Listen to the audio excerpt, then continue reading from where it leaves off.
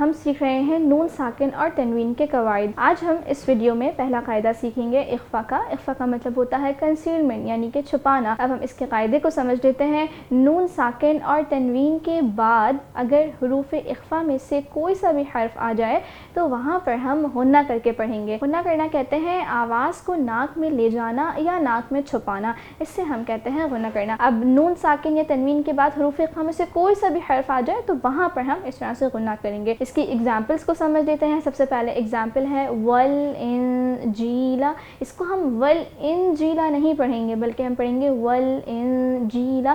تو جو نون کا ساؤنڈ ہے یہاں پر ہم غنہ کر رہے ہیں، تو نون ساکن کے بعد جیم آ رہا ہے جو کہ حروف اخفا میں آتا ہے، تو ہم کس طرح پڑھیں گے والانجیلا۔ یہ ہو گئی نون ساکن کی ایگزامپل۔ اس کے بعد ہے تنوین کی ایگزامپل۔ ایگزامپل ہے عذاب شدید۔ اب یہاں پر عذاب شدید نہیں پڑھیں گے بلکہ پڑھیں گے عذاب شدید۔ اب با کے اوپر تنوین کی دو پیش ہے، تو تنوین کے بعد شین آ رہا ہے جو کہ حروف اخفا میں آتا ہے، تو ہم یہاں پر غنہ کر کے پڑھیں گے کس طرح عذاب شدید، یعنی کہ جو نون کا جو ساؤنڈ ہوگا وہ کلیئرلی پروناؤنس نہیں ہوگا، اس کو ہم واضح کر کے نہیں پڑھیں گے بلکہ ہم چھپا کے پڑھیں گے، غنہ کریں گے۔ تو اسی طرح سے آپ بھی پریکٹس کیجیے تاکہ آپ کے بھی مخارج میں بہتری آ سکے، اور اس طرح کی مزید ویڈیوز کے لیے QTV ٹیچر کے پیج کو فالو کیجیے۔